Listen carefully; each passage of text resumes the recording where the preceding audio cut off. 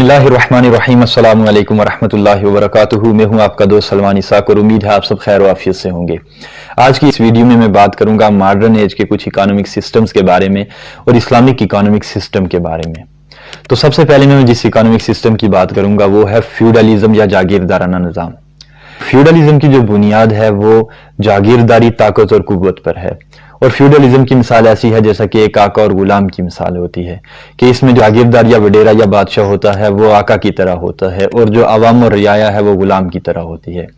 कि इसमें जो सारी की सारी मिल्कियत होती है वो उस जागीरदार बादशाह या वडेरे की होती है और अवाम के पास फूटी कोड़ी तक अपनी नहीं होती।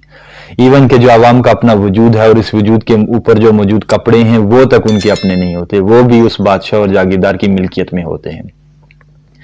और जो सारी की सारी रियाया होती है वो उस बादशाह की, उस जागीरदार की जाती मिल्कियत होती है। और दूसरे अल्फाज में कि वो जागीरदार उनके ऊपर खुदा बना बैठा होता है कि वो अवाम और रियाया हर काम में उसके हुक्म के ताबे होते हैं कि वो अपनी मर्जी के मुताबिक के काम भी नहीं कर सकते, वो अपनी मर्जी के मुताबिक खा नहीं सकते, पी नहीं सकते। इवन कि उनका खाना और पीना भी उस बादशाह के ताबे होता है और खाना पीना रोजी रोटी भी उसी बादशाह के हाथ में होती है कि अगर वो चाहे तो उनको रोटी दे और अगर चाहे तो उनसे रोटी छीन ले। और वो उस जागीरदार बादशाह के यहाँ काम करते हैं और उस काम के ऊपर भी उनकी कोई मुतय्यन उजरत तय नहीं होती। अगर बादशाह जागीरदार देना चाहेगा उजरत तो देगा, वगरना उनके लिए कोई उजरत भी नहीं होती। और इस सिस्टम का खात्मा यूरोप से तब हुआ कि जब यूरोप का डार्क एजेस का दौर खत्म हुआ और कैपिटलिज्म आया तो ये फ्यूडलिज्म वहां से खत्म हो गया। लेकिन बर सगीर में फिर भी ये सिस्टम बाकी रहा और जब बरतानिया बर सगीर से गया तो ये फ्यूडलिज्म का दौर खत्म हुआ। लेकिन आज भी इसके असरात अभी भी पाए जाते हैं कि अभी भी सिंध और बलोचिस्तान के बहुत सारे इलाके ऐसे हैं कि जहां पर यह जागीरदाराना निज़ाम और फ्यूडलिज्म राइज है। बहरहाल साल पूरी दुनिया से जागीरदाराना निज़ाम खत्म हुआ और बाद जो दुनिया में माशी निज़ाम राइज हुआ वो था कैपिटलिज्म का। कैपिटलिज्म इसको 17वीं या 18वीं सदी में एडम स्मिथ ने इजाद किया। और कैपिटलिज्म की जो बुनियाद है वो फ्री मार्केट्स और प्राइवेट ओनरशिप पर है। यानी हर आदमी को ये इख्तियार है कि वो जिस तरह से चाहे जितने चाहे पैसे कमाए और उसको अपनी जाती मिल्कियत में रखे, यानी कि इसमें हुकूमत का कोई अमल दखल नहीं होगा। यानी हर आदमी को इख्तियार है कि वो जितने दौलत के अंबार लगाना चाहे दौलत के अंबार लगाए। और इस निज़ाम में जिसके पास जितने दौलत कमाने के मौके मुयस्सर होते थे वो अमीर से अमीर तर होता चला जाता था और जिसके पास वो मौके मुयस्सर नहीं होते थे वो गरीब से गरीब तर होता जाता था। इस वक्त तकरीबन सारी दुनिया में और पाकिस्तान में भी राइज है। और इस सिस्टम में हम देखते हैं कि अमीर और गरीब के दरमियान कितनी बड़ी खलीज वाक़ई हो गई है कि एक तरफ तो ये हाल है कि घी में चिराग जलाए जा रहे हैं और दूसरी तरफ गरीब को दाल तक मुयस्सर नहीं है। और एक तरफ तो ये सूरत हाल है कि एक वक्त के खाने के ऊपर हजारों रुपए खर्च किए जा रहे हैं और दूसरी तरफ ये हाल है कि गरीब भूखा सोने पर मजबूर है, बल्कि वो उन अमीरों के बचे हुए खाने को कूड़ादान से उठाकर खाने पर मजबूर है। और एक तरफ तो ये सूरत हाल है कि कैम्ब्रिज और ऑक्सफोर्ड यूनिवर्सिटीज में पढ़ना कोई बड़ी बात नहीं है और एक तरफ ये सूरत हाल है कि गरीब अपनी औलाद को बुनियादी तालीम देने से भी कासिर है। और एक तरफ ये सूरत हाल है कि इलाज के लिए बाहर मुल्कों में जाना कोई बड़ी बात नहीं और दूसरी तरफ ये सूरत हाल है कि गरीब के पास से एक डिस्प्रिन की गोली खरीदने तक के पैसे नहीं है।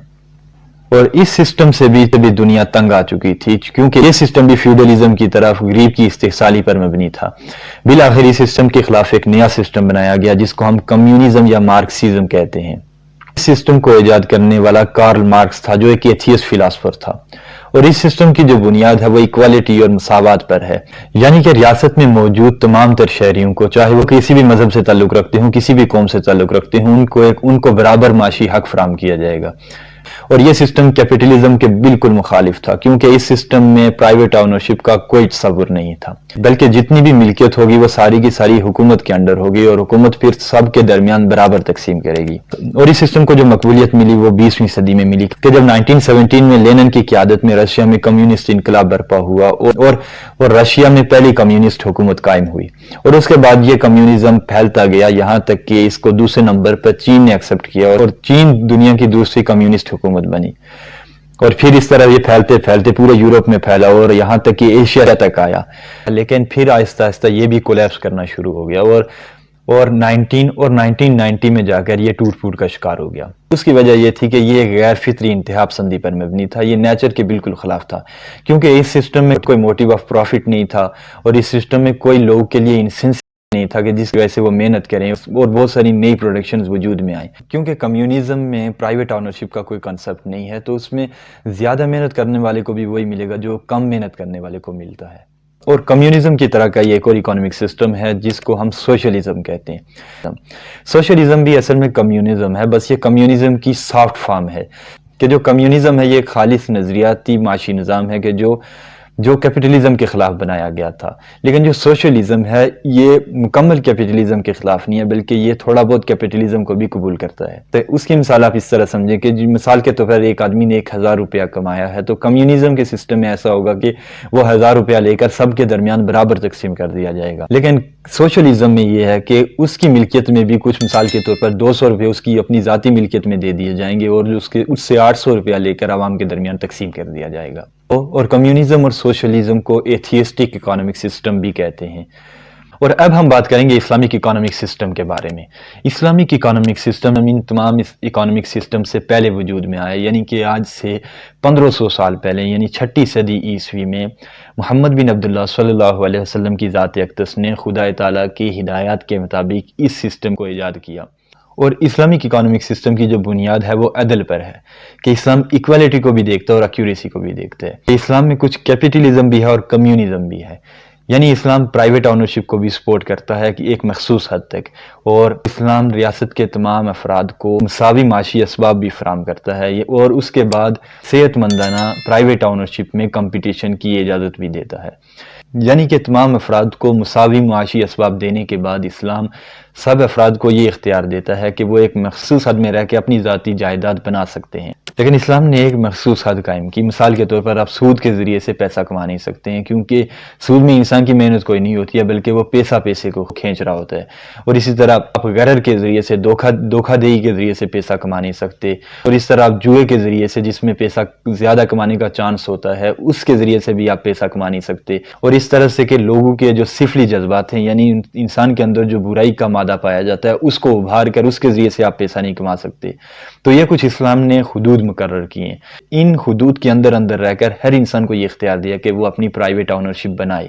لیکن پھر اس کے بعد پرائیویٹ آنرشپ بنانے کے بعد بھی اسلام نے ایک حد مقرر کیا کہ آپ اتنے پیسے کماؤ گے، اور اس کے بعد جو اس سے زیادہ آپ پیسے کما رہے ہو، یعنی کہ اپنی ضروریات سے زیادہ جو آپ پیسے کما رہے ہو، ان پیسوں میں سے کچھ حصہ آپ، مثال کے طور پر زکوٰۃ ہے 2.5% آپ جو ہے نا وہ حکومت کو دیں گے. جس طرح سے کہ اس کی تھوڑی بہت صورت کمیونزم میں پائی جاتی ہے کہ آپ تھوڑا بہت پیسہ حکومت کے بیت المال میں جمع کروائیں گے، اور پھر وہ جو بیت المال میں جو پیسہ آئے گا یہ ان لوگوں پر تقسیم کیا جائے گا جو اس صحت مندانہ کمپٹیشن میں تھوڑا پیچھے رہ گئے تھے، یعنی غریب لوگ، اور ان غریب لوگوں کو یہ واپس یہ پیسے دیے جائیں گے.